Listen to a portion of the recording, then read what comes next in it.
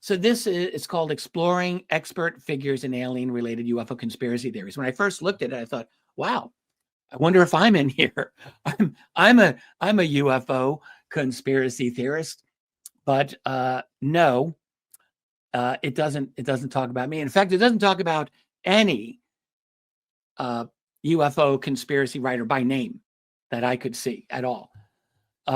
What this is a very, I have to say, a very troubling example of institutional capture, masquerading as scholarship. It's one of the worst that I've encountered in years.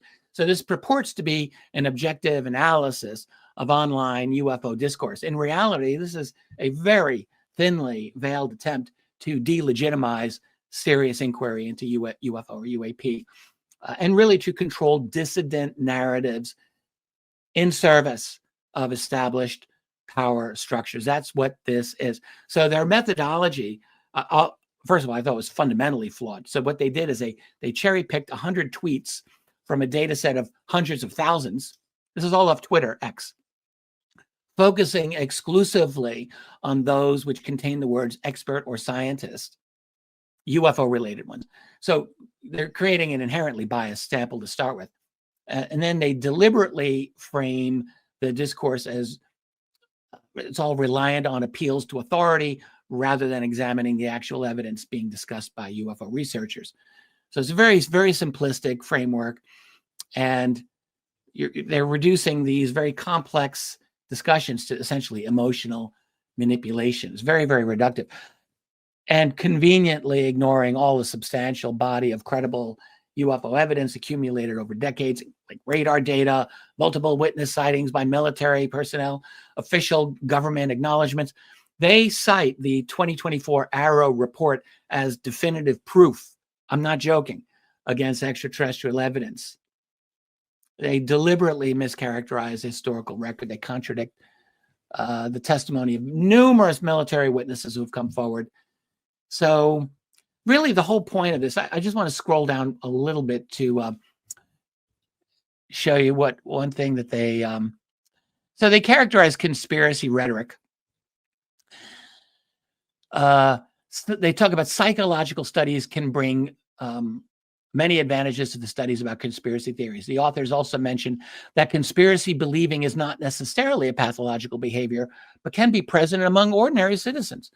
For instance, Bose et al. Provides a comprehensive meta-analysis of the psychological and motivational factors associated with conspiratorial ideation. So they're not saying it's pathological, but they're framing it as pathological. Conspiracy ideation. It must be stated that in order to fully understand the characteristic of conspiracy theories, we should address both individual and societal level factors in mitigating the spread of them, such as intuitive thinking, weak reasoning skills, or perceptions of existential threats. And then they say, on the other hand, there have been found significant relationships between conspiracy theories and paranoia and trust issues. They found out conspiracy beliefs are associated with cognitive styles that rely on intuition, poor reasoning ability, here we go, existential threats, particularly from the world around in society, and so forth. So there's more. You can subject yourself to it all you want, but really this is an agenda to pathologize not just conspiracy theories, but interest in UFOs, because they're repeatedly linking conspiracy theorizing to these psychological defects, cognitive errors, paranoia, feelings of powerlessness. It's totally disingenuous given the dramatic shift in mainstream acceptance of UFOs or UAP over the last 5 years. I mean, we've had congressional hearings and Pentagon statements and NASA investigations, but no, none of that matters. They ignore all of the names in UFO research, not just me. There's no mention of Linda Moulton Howe or Stanton Friedman or even Alan Hynek, like any of the people who've actually written about UFOs in any kind of significant way. No one's discussed. Everyone who's written about this is just dismissively dismissed as being co-opted.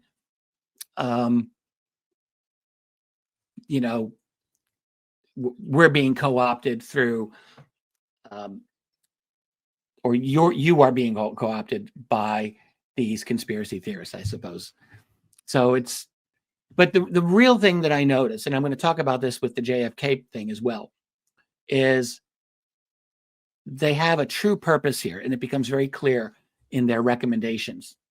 And the recommendations is all about combating disinformation and building resilience against conspiracy theories, which is really just coded language for censorship and narrative control. So, we've been hearing this a lot. New York Times runs a piece by a man named Ross Douthat or Douthat. I don't know how to pronounce his name. It's titled, this is New York Times, "Did the Deep State Invent the UFO Craze?" It's a very clever title, with all the subtle derision that you would expect from the New York Times, by the way. And it presents itself as kind of an open-minded think piece. It's an op-ed, it's an opinion piece. But honestly, you don't have to be even an expert in UFOs. You could see that this functions very clearly as part of a coordinated media effort, honestly, to neutralize really the most dangerous elements of the UFO subject. So I'm going to break the article down a little bit because it is important. It's not just another skeptical op-ed. It's really part of a pattern. This is media pushback that follows very explicitly what we just saw a few weeks ago in the Wall Street Journal, which this article references, in fact. So to me, the pattern points to one thing. This is the genuine concerted establishment attack on UFOs and disclosure. So this is Ross Douthat, and the New York Times has this piece, but that's a paywall. I wasn't able to read the article there, but I was able to read the entire article here in the Herald Review. I will link that for you. You can read the whole thing yourself. But his premise is very simple. So he's like, what if the entire UFO phenomenon, at least in its modern government-sanctioned form, is just a psyop? We hear this all the time. And I'll just say, some of you watching this probably believe that, and now you can rest assured you have a guy in the New York Times right on your side of it. I don't know if you like that, but he's literally taking the same argument that I'm hearing from a lot of YouTubers who don't believe in UFOs, but believe that everything the government does is a psyop, and so this fits right into that. He's like, what if the deep state doesn't hide alien secrets, but actually created belief in aliens to serve its own ends? How many times have we heard this over many, many years? Now, I will say this, to his credit, he doesn't mock UFOs outright, although he does a little bit. He talks about eye-rolling UFOs in the past. So there is that arrogant pretentiousness that you always get with New York Times and establishment media. But he does actually grant that a number of figures are credible. David Grush, Louis Elizondo, members of Congress. And he's like, hey, look, they have raised serious questions. But his conclusion is that despite all this noise, there's no hard evidence. There's no alien bodies. There's no crash debris. There's no smoking gun. And then he goes a step further and just saying maybe that is by design. So he leans very heavily on Sean Kirkpatrick's claims that were in the Wall Street Journal, which I'm sure you remember. Kirkpatrick ran Arrow for a while there. He said belief in aliens within the military was the result of a self-reinforcing disinformation. Remember this? The so-called hazing rituals and all of this nonsense. The whole UFO story, according to this line of thinking, it serves several functions. It misleads enemies about our black ops, our black projects. It explains away sightings of experimental craft, which they don't want anyone to know about. And it will even misdirect insiders or haze the insiders, giving them false narratives to, test, their loyalty or keep things compartmentalized. So Douthat,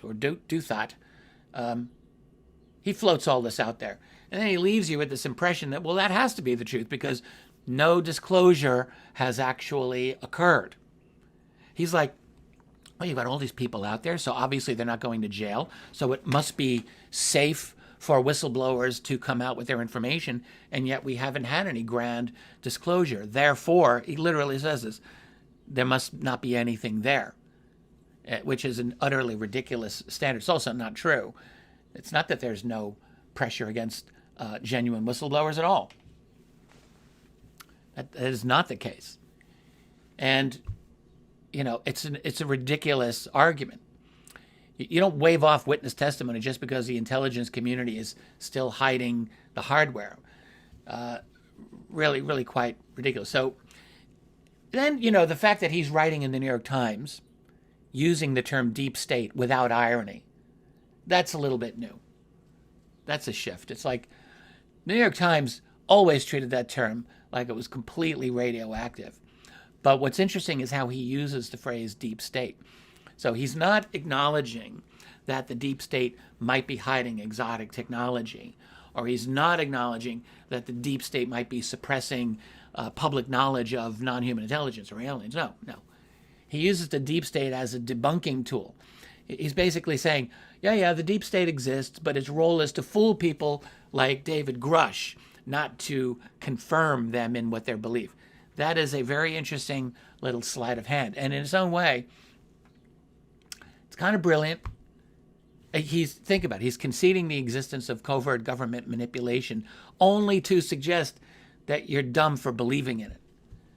So, and this is all part of the whole coordinated narrative. I mean, it comes on the heels of the Wall Street Journal two-part piece doing the exact same thing, discrediting the same insiders or whistleblowers, citing the same people. It puts out the exact same theory that the entire UFO saga is basically just a product of Cold War secrecy. Now, when I talked about the Wall Street Journal pieces, I had my thoughts as to why now, and I think this New York Times piece just reinforces it. In part, the broader picture is it's like an attempt to cauterize a wound, right? Too much information's come out, too much toothpaste has come out of the tube, as we used to say, and they're trying to squeeze it back in. Yes, I believe all of that. But really, what we're talking about is, and I'm going to talk about Senator Mike Rounds in a second, the UAP Disclosure Act is back in play, and I firmly believe that's what this is all about. The Wall Street Journal pieces, both behind paywalls, this New York Times piece behind a paywall. It's like they're really not trying to reach the general public like you and me. They don't give a crap about you and me. They are directing this toward all the congressional and Senate people who are going to know exactly what this article says.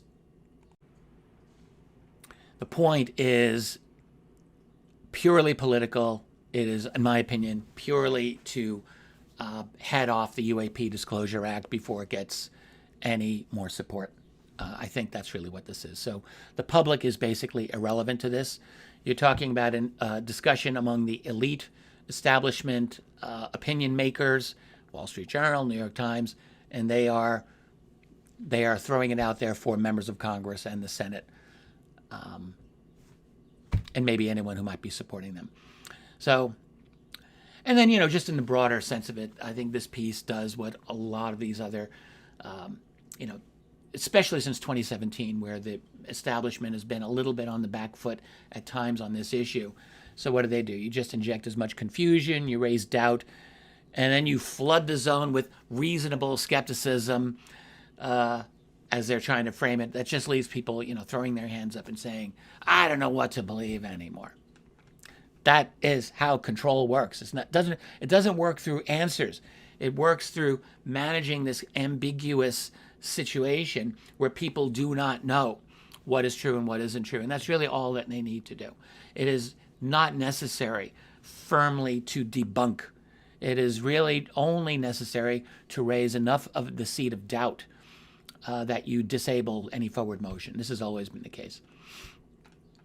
By the way, he ends his piece with actually a genuinely interesting question, which he doesn't follow up on. He says, if this is a psyop, what is it covering up? No, nothing after that. That's the end of it. No speculation, no theories, no mention of bodies or technologies or crash retrieval programs or reverse engineering. And it doesn't talk about any of that. To me, that's actually one of the real tells of the article. That's the moment where the piece retreats. It asks the one question that it cannot answer. because to answer that would be to confront the mountain of testimony and documentation and historical pattern that does suggest the cover-up is real and is ongoing. So he falls back into this kind of respectable agnosticism, you know. That's really what he is. He's like not saying it's aliens, but he's also not willing to say what it might be, which is rather disingenuous, really, when you get right into it. And like, which is a lot of what these articles are. They're very disingenuous. It's basically narrative management. You see it happening across mainstream outlets, and it is responding directly to congressional and, let's say, whistleblower momentum. There's two other things that I'm catching wind of. So one is this thing supposedly about Lou Elizondo being called out as a disinformation agent by Richard Doty.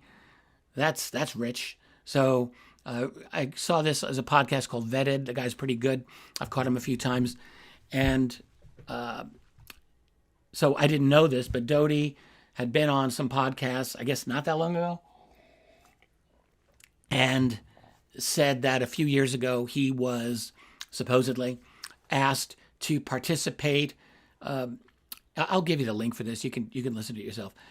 And I only listened to it once, so forgive me. But he was invited to participate in a kind of disinformation operation in conjunction with Luis Elizondo. Something close to that. And Doty supposedly said, I don't do disinformation anymore. And then, you know, the other thing was, it was like he was saying things like, well, I'm not here to disparage Lou Elizondo. I think, was this Doty, or am I getting my people mixed up? But then, of course, saying this over and over again. That sounds like disparagement to me. So naturally, you got a whole bunch of other people getting very worked up over this. A lot of people saying, well, I never believed Lou Elizondo to begin with. He's total disinformation. But of course, I don't believe Richard Doty either. I actually listened to one comment in one of the YouTube feeds where this guy says, that's brilliant, using disinformation agent like Doty to cast aspersions at Elizondo, so knowing that no one will believe it and that will provide support for Elizondo, that's a great idea. Like, okay, so I just got like a brain cramp just trying to follow that guy's logic. But anyway, there are people who really go into these little labyrinths and rabbit holes. I just think this is the status of our community. No one talks about abductions anymore. No one, hell with cattle mutilation, none of that stuff. That's all ancient history. Aside from the fact that no one even really talks about sightings anymore. Well, I do. A couple of people do, but when we had the mystery drones, we did a little bit there. But, you know, sightings happen all the time. And we're just like totally oblivious. So our range of discussion on this subject has become quite restricted. Now, you know, you can understand why. We've made it, we're mainstreaming it, we're trying to mainstream it. And if you do that, there is no way you can bring the entire richness of this subject to the public right off the bat. Like, that's just not possible when you really think about it realistically. This is going to be a highly managed conversation, very, very slick, very stripped down, very safe for people. Okay, I understand that, but God, like the community, those of us who are like supposed to be into it, this is what we talk about. Doty and Elizondo and stuff like that. And the other thing, the last thing I just wanted to bring up is this whole, I caught a couple of videos now. They're talking more and more about this supposed 2027 invasion or false flag invasion or blue beam invasion. Have you heard about this? If you have not, this is another thing going on. Elizondo actually made a statement. Oh, no, not Elizondo. Sorry. He actually said, I can't talk about it. Jeremy Corbell implied that it's a blue beam false flag type thing. Like, so if you hear about an invasion in 2027, Jeremy is basically like, don't believe it. Okay, well, fine. I listened to a podcaster who's basically, it sounds like it's being more and more linked to John Ramirez, formerly of the CIA, who I listened to a couple of clips of John Ramirez talk about this, and he is constantly saying, I'm not the one saying this. This is just one thing that I heard.